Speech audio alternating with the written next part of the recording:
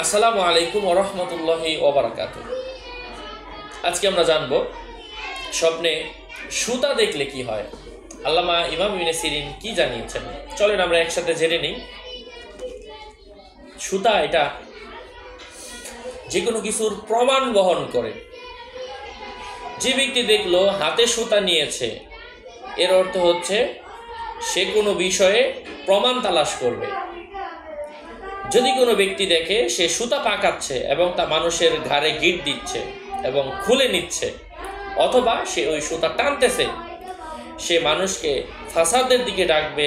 এই তাবির হবে যখন দেখবে সুতার দ্বারা উটকে নহর করা হচ্ছে, জবাই করা হচ্ছে। আর গিট দেওয়া সুতা জাদুর উপর দালালত করে। সুতা গিট দিতে দেখা জাদুর আলামত। কোনো ব্যক্তি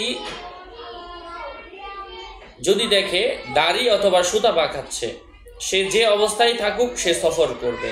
আর যদি পশম অথবা চুল পাকাচ্ছে অথবা সে অতিক্রম করছে এমন ব্যক্তির পাশ দিয়ে যে সুতা পাকাচ্ছে, তাহলে তার সফর কল্যাণকর বিষয়ে হাসিল হবে।